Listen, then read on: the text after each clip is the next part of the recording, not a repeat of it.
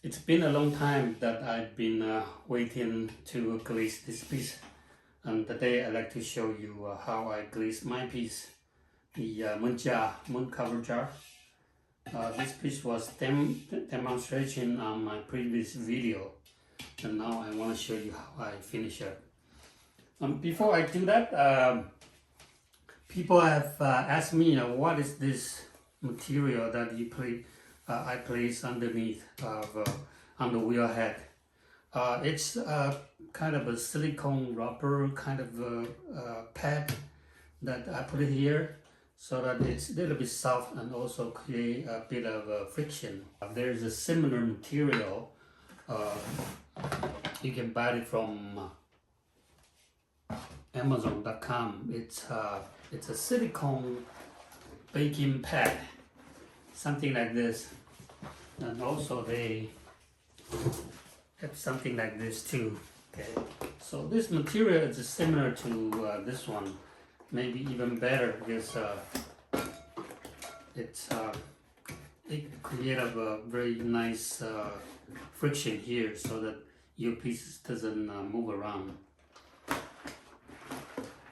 This one has a little bit of circular that you can cut it so it's fitting onto your bed, onto your wheel head. So I'm going to use this one. Just use a scissor to cut it so it's fitting on my wheel head.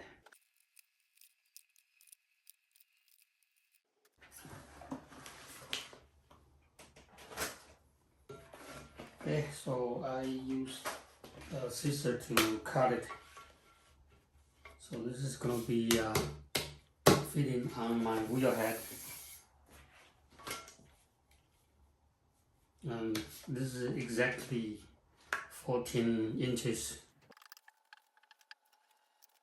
And you can also use a, if you can find out this is exactly fitting on your head, you can use a marker to make the circular, smaller circular, so it will be easier for you to find your center when you are placing your part on top of it.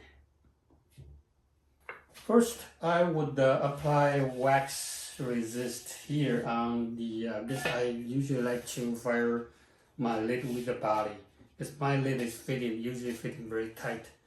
So if I fire separate, sometimes I cannot fit it in very tight. So it might wobble differently, so it's very hard to fit in. So usually I fire my lid part, the lid with the body together. Okay, and to prevent the lid to stick, after fire stick it on the body, when you are brushing the wax resist. So this is my wax resist. I have a small container, and usually I pour in a little bit of a wax resist, and then get a little pinch of aluminum hydrate, and I just sprinkle inside. The people ask me what is the amount. There's no specific amount. As long as you want to, after fire, you want the aluminum hydrate in between of your lid and the body. That's all. So the residual aluminum hydrate will, after fire, will be in between, and it will be easier for you to separate your lid and the body. That's all. So you could do some experiment, and there's no specific amount of aluminum hydrate. Okay. All right. So now I will put the wax on my lid.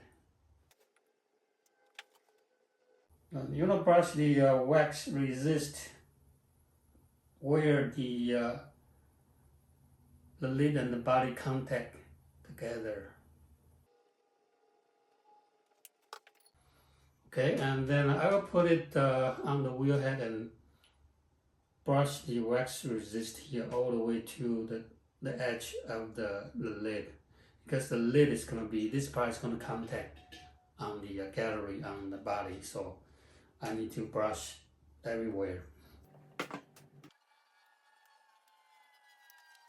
So the wax resist takes time to dry, so you For my wax, I will probably wait maybe 15 minutes to 20 minutes before I glaze inside.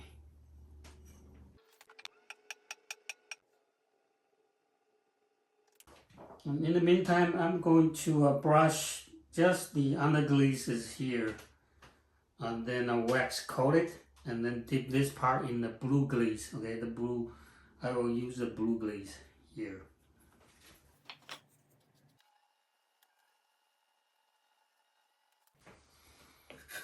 Right, if you want to ask me what is the underglazes, this was the glaze, the underglazes I poured in the little container. So it's the red color and orange color, I mix them together. Okay, these two bottles. It's Duncan's Concepts.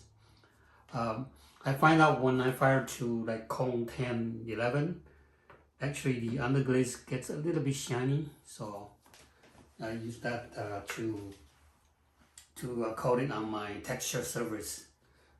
That is not very shiny, but a little bit of a shiny, so that looks nice. And when you are using the underglazes, make sure you dilute it. So usually I have a bottle of water I usually pour in to the container to make it a little bit more like watercolor. You don't want to just use the underglazes that you pour out and then brush it on. It's too thick, especially on your texture surface. You want the underglaze a little bit watery, so it is going easier to go into the deeper texture. So pour water into your underglaze to dilute it. Okay, that way it will be easier for you to apply the underglaze on your texture surface. After that, now I am going to use another wax resist. This wax resist is the plain wax resist. Okay, it's the wax resist without adding any element hydrate. I'm just going to protect the surface while I'm dipping in the glaze.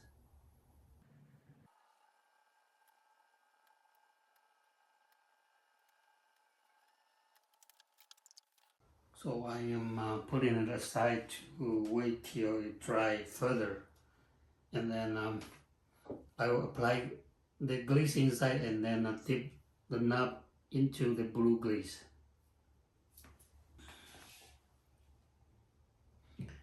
And bring back my body, and then I'm gonna brush the same concept underglazes on this part here.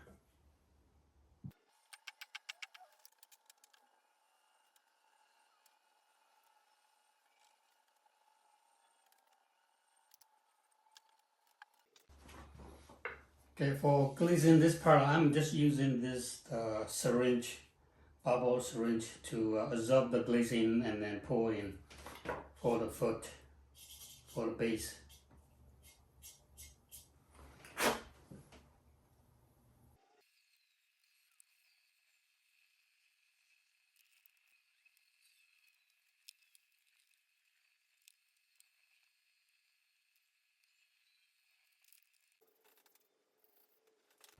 So what I was doing is that I used this to drip the glaze on here.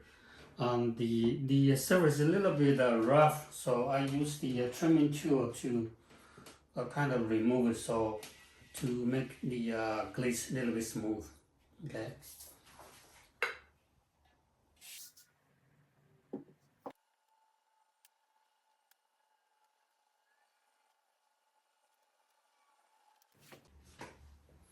So here I'm going to drip the glaze on the lid, inside of the lid.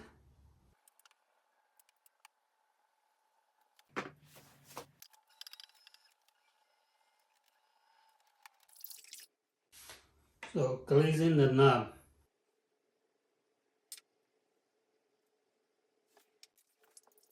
Okay, glaze the inside.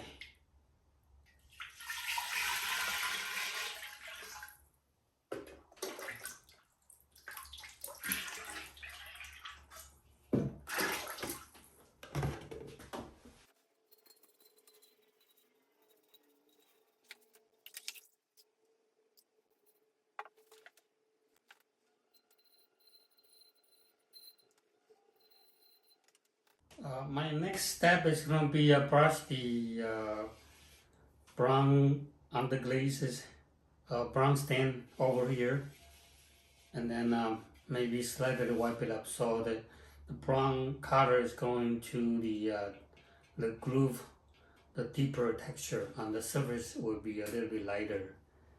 To be able to do that, because this is still fairly porous, it's harder for me to brush the stain over it. So I am going to just wet the surface a little bit. So I'm brushing water. Okay, this is just water to let the surface soak a little bit of water in it. That way I will be able to brush the stain easier.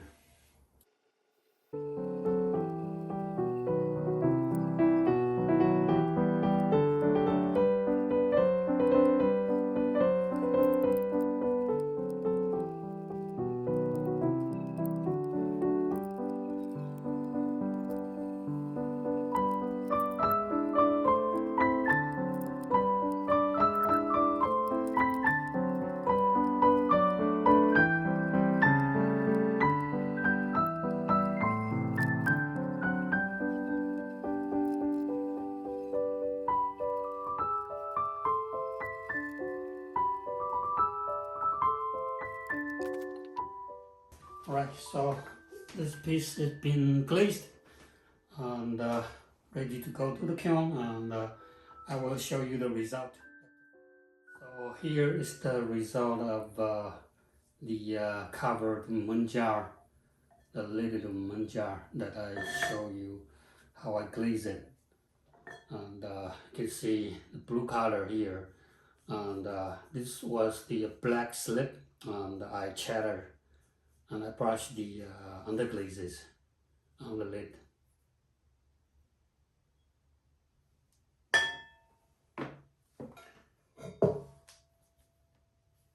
And the texture, the red iron stain going through that texture, and I wipe it off, so reveal the lighter color and deeper color in the deeper texture. And again, the underglazes, the 2 bottle of Duncan underglazes, brush on the shoulder here, on the chattering mark. And here's the bottom, the blue color. And the blue glaze shows the texture also nicely too. So you can see the circle lines here on the bottom.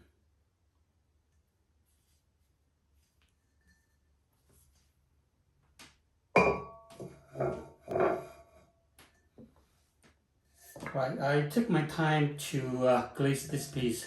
I spent maybe like 45-50 minutes on glazing this piece, and the result is rewarding.